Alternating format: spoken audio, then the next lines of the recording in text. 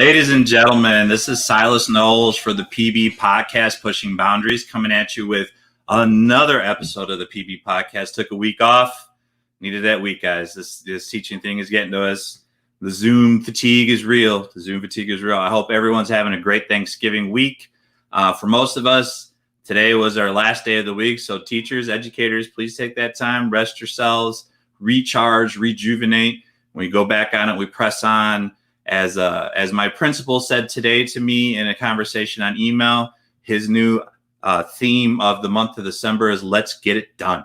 And I think that's a good thing. Let's get it done.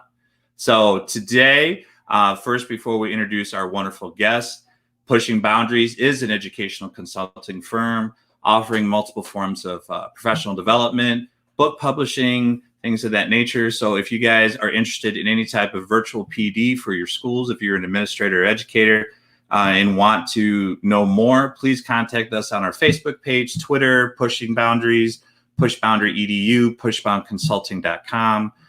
We're all over the place on social media, so please consult us when it comes to your next virtual professional development and hopefully in-person professional development as we get through this wonderful thing called COVID.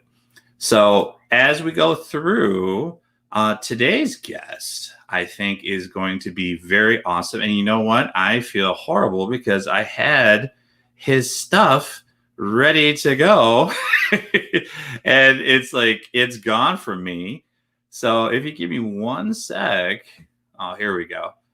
Todd Stanley, the gifted guy, is author, speaker, educator, just all over the place. When I looked at this guy's stuff, when it comes to his wealth of knowledge and his wealth of information when it comes to gifted programs and rigor in the classroom and things like that, this is somebody we definitely want to talk to. He's a contributor of one of the new Pushing Boundary collaborations that's coming out soon. I can't really talk about it yet. It's a little hush-hush, but that collaboration will be coming out soon and definitely will change the game.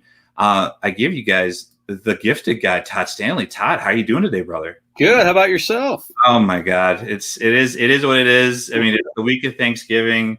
I went and I got, I had to get some reading material. I don't know if you can see it through my green screen, but I can see it. Yeah. Ready Player 2. This is my thing for the week. So I was looking forward to that.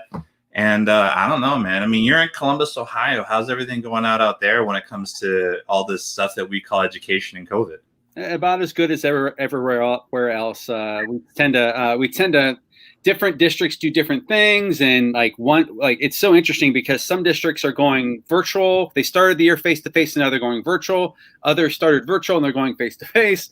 Others are doing hybrid. So it seems like just everyone's running around and making decisions that we have no information to make decisions about, and it's kind of crazy. So I honestly just want to see one guy just with his shoulders shrugged like this, and just everyone ask, and you just put that image up on the screen, just be like, I don't know. Because there's so many different aspects and everything else. So for everyone who doesn't know, whoever's listening or watching, who is Todd Stanley? If the new educator on the street who doesn't know you, who are you, sir? Well, first, of course, I'm going to start by saying that I'm a husband and father. I have my wife, Nikki, and two beautiful daughters, Anna, who's just in her sophomore year of college, and Abby, who is a 8th grader. But I've been in education. This is my 24th year. I started. It's interesting because when I got hired, it's really interesting because there was 2 positions I was a social studies teacher, and for every social studies position available, there was like 100 applicants at this point. So your chances of getting in were not great. But they had 2 positions, and they said, okay, we're considering you for both of them.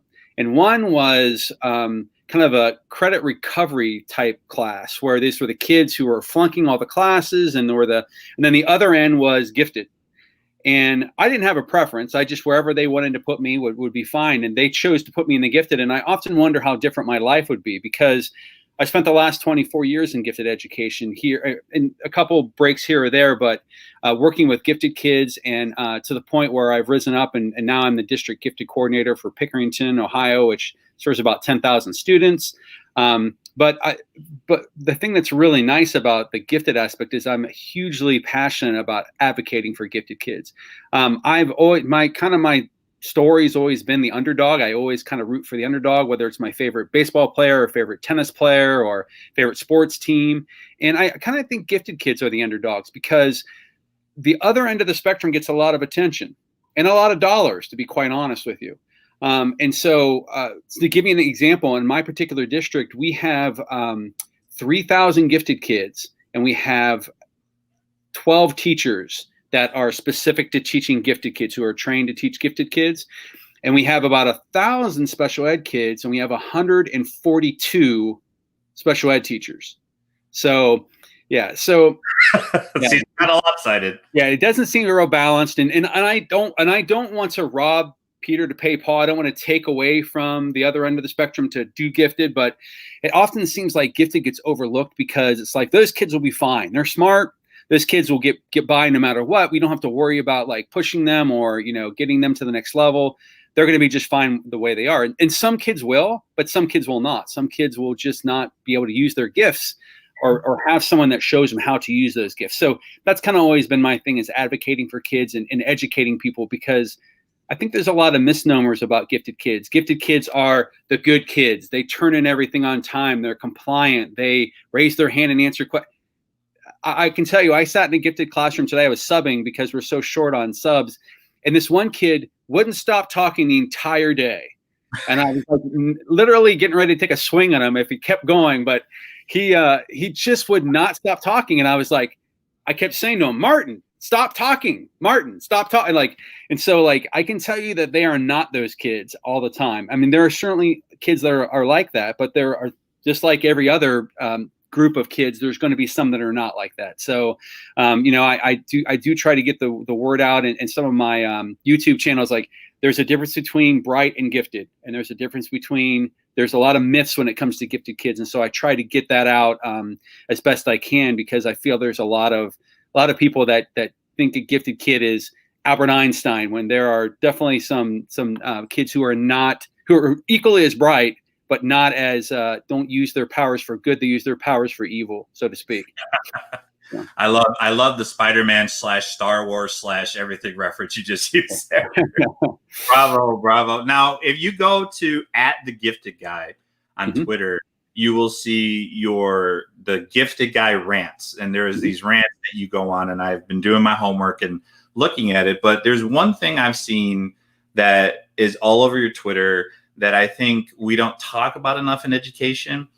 What is the big to you, and why do we focus on rigor, the word rigor, in the classroom? What is the importance of that word? So it's really important because it is often misused.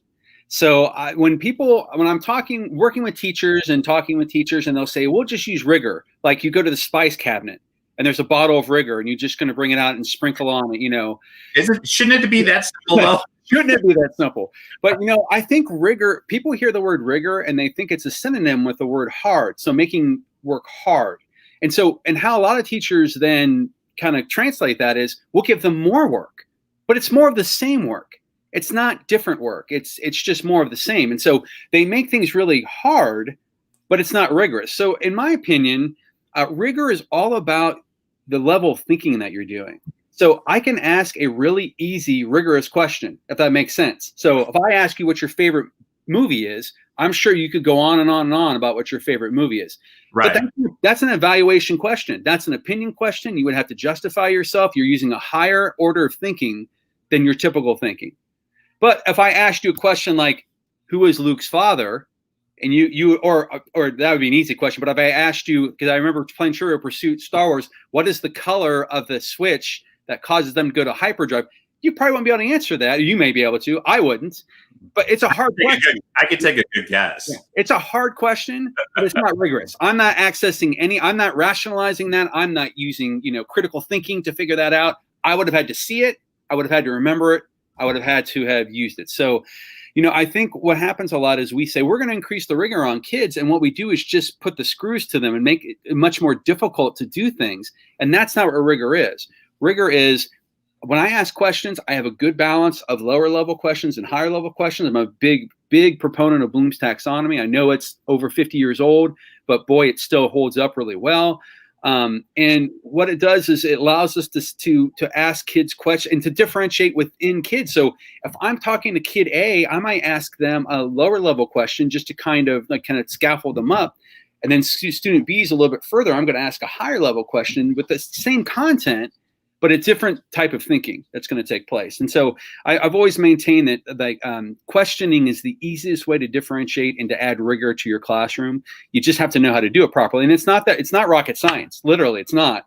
But a lot of people don't take the time to do that. I mean, that's the thing. It's just when I look at rigor and I saw your Twitter feed and I saw like the memes and stuff like that. It's one of those words that you hear so often, but so many people don't. And you're right, they don't use it properly. You wish it would just be the spice in the cabinet that you can take and just go, here's some rigor, and then all of a sudden things would be better. And sometimes it's not, and it gets to a point where you need to know the differentiating words to make sure it helps you in the situations that you're in. Do you see when it comes to your experience with working with gifted kids and stuff? Do you see an issue outside of your area when it comes to, like you talked about, like the 100 or the low amount of teachers for the amount of gifted kids versus the amount of special ed teachers for the amount of kids that are in special education? Do you see that more as localized or more widespread? I think it's definitely widespread. I mean, I every time I talk with gifted coordinators from all over the world, like, it's kind of the same thing. And the issue is, again, not wanting to take anything away from special ed or that end of the spectrum. They have federal law. So if you don't meet the needs of a special ed student, you will get sued as a district and you will lose a lot of money. There is no law that says that you have to provide services for gifted students. In the state of Ohio, where I'm at, by law, we have to identify them, but we don't have to do anything with that identification. We don't have to serve them. We don't have to do anything. So special ed has, an IEP, an individualized education plan that is bound by law to be followed. And if you're not following that, you're going to get in a whole bunch of trouble.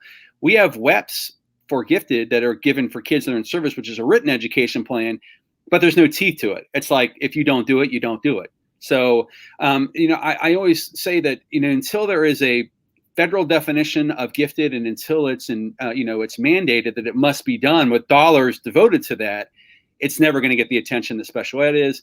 So we make do with what we have. I mean, gifted coordinators are really adept at making something out of nothing because we don't get a whole lot. And so we have to use the resources that we have the most efficient and effective way that we can.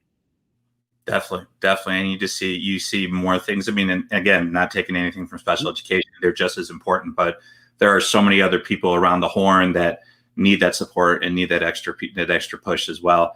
Now, for the people who might be watching or listening, when you say gifted, what classification of student are we talking about? So everyone's on the same page, because there are some people not in education that tune in, so everyone understands what we're talking about when we mean gifted. Well, the good news is there are bad news. I guess there are people in education who don't know what it is. So I'll do my best to give it like a real quick go over. So they're typically ability or a subject area ability, which is like math, AULA, science, and social studies. You take a standardized test, and depending on what percentage, like if you're in the top 5%, you are identified as gifted. Okay. There's also cognitive ability. So there is, which is basically school IQ. And so again, there are nationally normed tests where a kid, sometimes the tests are asking questions with a lot of vocabulary. So there are some tests like the Naglieri, which have 0 words on it. It's just patterns, and you're trying to complete the pattern. And so it's just trying to think how people are, or see how people are thinking and how a kid thinks. And then lastly, there's creative thinking, which is a lot of people hear creative thinking and they're like, oh, they're good at art. That's what my daughter always says, and that's what a lot of teachers, but it doesn't. It means that you think about things in a different way. So if the teacher asked the question of 30 kids in a classroom, 29 of them might have the same answer, but this kid would have something really off the wall. And when you first hear it, you'd be like, oh, I don't get it. But then when they explain it, it's like, oh, that makes sense. I understand what that means. The analogy I always use is the kid who, when the teacher asks what a submarine is, 29 kids are going to say, oh, it's this thing that goes in the water. And And the 30th kid's like, oh, well, it has bread and it has lettuce and it has tomato and meat in it. And they're just looking at it from another angle. And that's the definition of a creative thinker. And so different states do it differently. But in Ohio, we have approved tests that we're allowed to use. And then when kids reach a certain percentile, they are identified as gifted. And once gifted in the state of Ohio, always gifted. And a lot of states are like that. So if a kid is identified as gifted in second grade, that's going to follow them until they graduate. Even if on subsequent tests after that, they do horribly. It doesn't make a difference. They have the identification. So that's kind of in a nutshell what gifted is. And again, it's not the one thing that we always think is gifted. Well, it's really smart kids. It's really hard workers. And they do have intellectual potential, gifted kids. That's the whole definition of intellectual potential. However, it doesn't mean they have grit. It doesn't mean that they are hard workers. It doesn't mean that they are, wishing to do quality work. I mean, so, they're just like any other kids. They just have a lot of potential. And the one word that if I could strike a phrase from the educational world, it would be the phrase best and brightest. A lot of people will describe gifted as best and brightest. I think that's a little elitist.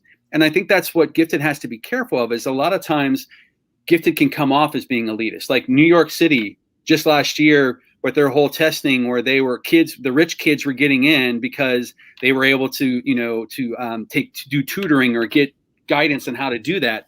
And so what you were getting was definitely a have and a have nots.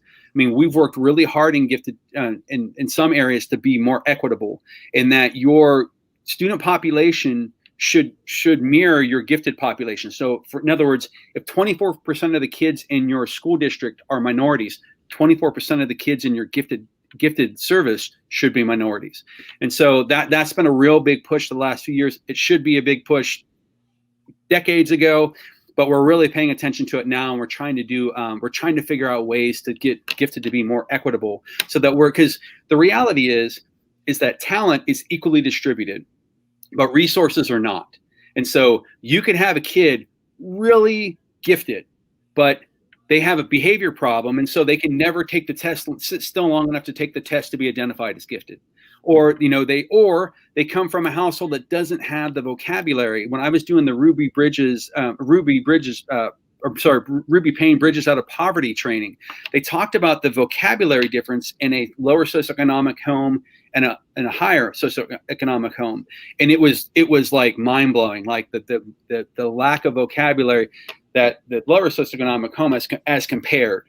And so if you're a kid and you're taking a test and you don't understand the vocabulary, then that's going to trip you up. You still may be more gifted than the other kid that understands the vocabulary, but maybe their parents read to them, or maybe they've been exposed to the vocabulary. So as much as possible, we try to identify kids based upon their talent, not the resources that they have. It's not a perfect system, but we definitely give a lot of thought to that. When it comes to the gifted program and the things that you guys do, when we look at the virtual learning models that every state has shown us, we talked about it a little bit before we went on, like cohorts and hybrids and full and this, and people are going back and people are going this way and all sorts of stuff. How do you see gifted children or gifted students responding in a remote learning environment and an e-learning environment? Well, here's my contention, and I think the reality is that crappy teaching in the classroom, if you try to move it to crappy teaching online, it's still crappy teaching. So I don't really think there is much difference between the virtual and the, other than maybe the LMS that you're using is different, or maybe like you're kind of the methods you using breakout rooms or whatever, using Zoom. But the reality is that good teaching is good teaching. And by the way, good teaching is not earmarked just for gifted kids. I want to make sure that it's very clear. That's another thing, is like I go around and I try to train teachers on good strategies for working with gifted, and they're like, well, can I use this with the regular kids? It's like, absolutely. And this is just good teaching. You could use this with special ed kids. So I push a lot of project-based learning, which can be used with any kid. And I've taught kids who are special ed kids that just totally flourished in a project-based learning environment. So the reality is that when it comes to virtual learning, is that I think, and I'm gonna push the boundary a little bit here. I think one thing that this virtual learning has really showed us is that we are not creating independent thinkers and independent learners.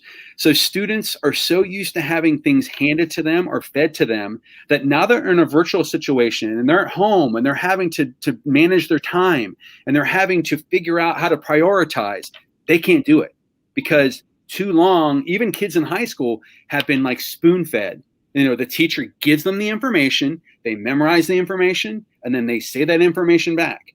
The project-based learning that I did in my classroom, every kid, I had 30 kids in the classroom, each working on a different project. And it was completely different, and it looked like organized chaos, but it was beautiful because those kids, I get Facebook messages all the time or text or whatever, say, Mr. Stanley, I'm now in college. I had them in 7th grade. I want to thank you for teaching me the independent learner because now I can learn for myself. I don't need to wait for someone to show me how to learn. And that's what project-based learning does. And I happen to use it with my gifted kids, and I'll be completely upfront and transparent. It's because I was too lazy to do differentiation myself. Differentiation is really difficult. Mm-hmm.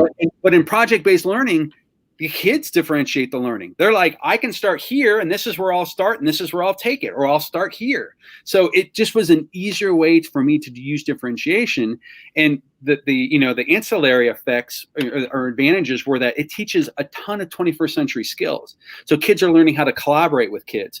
They're learning how to publicly speak. They're learning how to look up information and discern what is good information and what is bad information. One of my biggest pet peeves, and my daughter was just saying this yesterday, she goes, yeah, our teacher doesn't let us use Wikipedia. I think that's lazy teaching. I think Wikipedia has a lot of really good things. You just have to know how to discern between what is a valid piece of information and what is not. I show kids, look at the bottom of the Wikipedia page. There's all these notes. Click on them, see where they take you. If it's someplace legitimate, use it. If it's like taking it to Joe Blow's, whatever, don't use it, So, but we need to teach kids how to learn for themselves rather than say, you can do this and you cannot do this. So I think we need to teach them more independence. I love that you brought the independence thing because there was one thing I wanted to ask you, and this is a great transition into it. Now, I was just talking to my department chair this morning at school, as we have experienced between and you would call it gifted, I would call it our AP kids. Mm-hmm. So our AP kids, those are the kids who want to learn. Those are the kids who are seeking the knowledge and want the knowledge and want to better themselves regardless of the grade. Mm-hmm. And then we have the students who do the classes and do the work and look at it as a job. And they look at it as clocking in, doing the job, clocking out, and you're done. Or accumulating their GPA. I mean, I see that a lot from kids. Yes. How do you propose, if you were to propose it to a director or an administrator, of how to change that culture of learning, not regardless of AP or not, change that culture of learning from the clock in mentality to for the kids to want to learn? How would you do that? I always compare this to the kind of the lunchroom dilemma, which is that when you and I were in me especially, I'm not sure about you, but when I was in school, when you went to lunch, you were given a tray and they put the same thing on everyone's tray, and everyone had the same lunch. Nowadays, the way it works is kids go into the lunchroom and they get to pick what they want to do. I really like that, so I want that. I won't do that, so I'm not going to take that. We need to have this lunchroom mentality in the classroom, which is that we used to teach kids the same way, all the kids the same thing, the same way, and expected them to catch up with us. What we need to be doing is more personalized learning, where it's like we have 30 kids in my classroom. Each kid learns differently. Let's come up with a high interest project or high interest activity for them to do and increase their motivation. I think one of the most difficult things is getting kids motivated because school beats the love of learning out of kids. I mean, you take any kindergartner or first grader, most of them love learning. They want to go to school. They just can't wait to get to school because there's so much to learn. And then I've seen this with my own kids who are very bright individuals and they're very hard workers, but my daughter, who's the 8th grader right now, she just loves a snow day now. She used to hate them. She used to cry when there were snow days.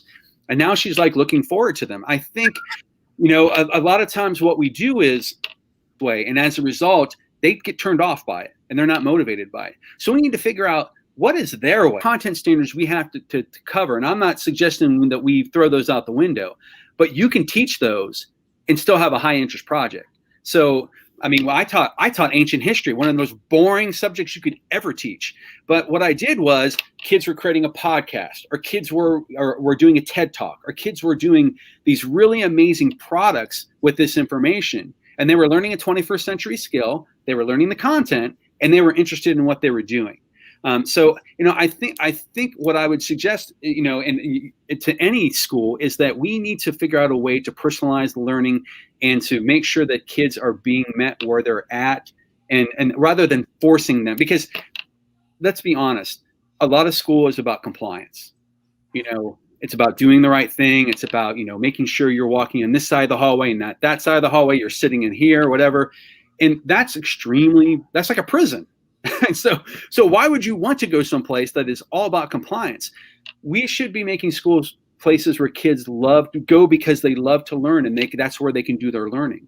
And so if you can make the learning, exciting for them, and people say, well, you're pandering to them. We're the experts. You shouldn't pander to them and do what I think we need to get out of that expert mentality, which is that we need to figure out how to teach these kids. However, we need to figure that out. And it may be different. So if you're someone who lectures all the time, that is not going to work for all kids. So you need to figure out another way to reach the kids that don't learn that way. And so I think we need to make sure that we are personalizing the learning that kids are doing. And I'll give you an example. So you work in a high school, right? Yes, sir. If you walk around that high school, 90% of the classrooms will have desks facing towards the front of the room. The teacher's desk is at the front of the room, and the chalkboard or the whiteboard or whatever board it is that you have is at the front of the room, and kids are sitting in rows, and they're being fed information in a lot of cases. Not all cases in high school, but a lot of cases they are. Mm-hmm. And when I argue with teachers about this, high school teachers, they're like, well, we're trying to get them ready for college. When they go to college, they'll have like a 2-hour lecture. That doesn't mean it's right. That doesn't mean it, and colleges are catching on to this. My daughter, who is a sophomore at University of Cincinnati, she had her final week is next week. She doesn't have a single written final. It's all projects. Colleges are starting to figure this out, that, look, if you really want to know what a kid can do, you need to give them these projects, because that's what they'll do when they go in the real world. When my daughter goes out, she's studying to be an urban designer. When she goes out in the real world, she is not going to take a test to determine whether she's an urban, she's going to create a project and create something, hopefully amazing. And so we need to be mirroring real life a lot better, because right now we're mirroring it like we expect college to be, and that's not the way that necessarily things should be done. I read in the excellent book, Most Likely to Succeed, that if we were teaching a kid how to ride a bike in an American classroom, we would show them all the parts and make them identify all the parts, and we would show them how it works, and we would never once put them on the bike and ask them to ride it. And so we do that a lot in our classrooms. We do not put them on the bike and ask them to ride it. We do all the other stuff, but they're not learning what the real practical talent or the real practical skill, which is how to ride that bike. That's interesting to look at, yeah, because just you identify all the parts, but then when you get to the point of like actually moving it and getting back to your project stuff, I'm starting to figure out now. I'm like the tech guy, where I'll pull out all the cool gadgets and the cool projects and stuff. So for ancient China, when we talk about the Great Wall, I have a program that I've been really dedicated to called Bloxels, which is coding like on a very base level. So they can actually make their own video games with text inside of the video game. So I have them like do a walking tour and build the Great Wall. And then those little text bubbles actually talk about like facts about the Great Wall. And then there's like storyboard that. And I just found something called Pixton, which is they make their own comic strips about certain things, and, doing little things and giving them choices. Like, you can do a paper, or you can do this, or you can do this. Yeah. Choice is so important. And it's really interesting what you just talked about. I mean, so basically what you're allowing kids, those kids are going to remember what you just talked about. They are not going to remember a worksheet they did. They're not going to remember a test that they took or a lecture they listened to. I mean, when you think about your own school experience, and you think about the things that were the most transformative of your learning. You're not thinking about sitting at a desk, filling out a form. You're thinking about, the things that you actually got up. I'll tell you mine. Like when I took French class and I couldn't stand French, didn't like French, whatever. But we had to do this performance in costume. So I dressed up like the Statue of Liberty and had a flashlight, and I gave my speech, which I can still give today. And that was, like 30 or 25 years ago. And so I remember that. But I don't remember conjugating the verbs and all the worksheets that we did and all those tests that we took. So, we need to make sure that school is memorable for kids. And we have to think of our own memories of school and what was so meaningful to us. That's what we should be replicating in the classroom. And that's what we should be doing. Definitely. I think if more people took, and just like you said, you see the desks, you see the board. And the one thing that made me want to be a teacher to be different is I didn't want to be the guy that said, okay, open, you remembered it. I mean, we both went to school the same time, pretty much. Like, open your books, go to this question, go to that question. And I hated that. Yeah. I still see it though. That's that part. And you talk about that classroom setup. You know what they call that classroom setup? It's the cemetery setup. Because in a cemetery, all the tombstones are facing the same way. And so, and in my opinion, it is a cemetery because it's where learning goes to die. And so if we really want to challenge kids, we really want to get them enthused about school and motivated, we need to do things a little bit differently. Agreed. Where do you think you are going to be pushing boundaries in 2021? I'm probably, my big thing lately has been the equity piece. And the reason, it's just a sign of the times. I mean, we have the George Floyd situation. We have, a lot of things going on with race. We have a lot of things going on with different, ethnicities. We have with LGBT, all this stuff going on. And so when the nice thing about the pandemic, when it shut down the schools in March, is I had time to do something I never have time to do, which is to read. I mean, I actually had some time to sit down. So I just ate like equity books, like one after the other. Like I read one's called "Why Are the Black Kids Sitting in the Cafeteria Together?" I got that one. Excellent book. And if you don't have a more recent edition, I would recommend it because she writes a new foreword to it. The 20th anniversary edition of it, she writes a new foreword to it. And what is so eye-opening is that 20 years have passed and not much has changed. I mean, she wrote this book, had great ideas, and none of it has really been done. I read another one called Achieving Equity in Gifted Programming by April Wells, which was a good book. I read Punished by Rewards by Alfie Cohen, which is about, like not using grades and just really interesting, thought-provoking stuff about how to level the playing field in education. Because the reality is, those AP kids you're talking about there are some students that are AP students. We're making a real big push in our school system to have non-traditional AP students take the AP classes. Studies have shown that if a kid sits in an AP class and doesn't even take the test at the end, they still are going to be better off than if they sat in another classroom. So we're trying to encourage non-traditional kids to take those AP classes when normally they wouldn't. There'd be this sequence of, well, you took this class and you take this class. It's like, no, give it a shot. Give it a try. And of course, some of the AP teachers are like, well, I don't want those types of kids in my classroom. It's like, what type of kids? What makes them different than other types of kids? So you want compliant kids is what you want. That's what you're saying. Because when I would ask teachers, I would say, what is the difference between your honors class and your non-honors class? And they would say, well, the kids I have in it. That is not the answer that you should be giving. The difference between an honors class and a regular class is the honors class should raise the rigor. And so you should be challenging their thinking, but that's not what, my daughter took those honors classes, and the only difference I could discern between the honors class and the regular class was the due date. The honors class had their papers due on a Sunday at midnight, and then the regular class had it due on Tuesday at midnight. So they had a couple extra days. That was the only discernible difference between those classes. The same content, same books, same questions, same, assessments, same everything.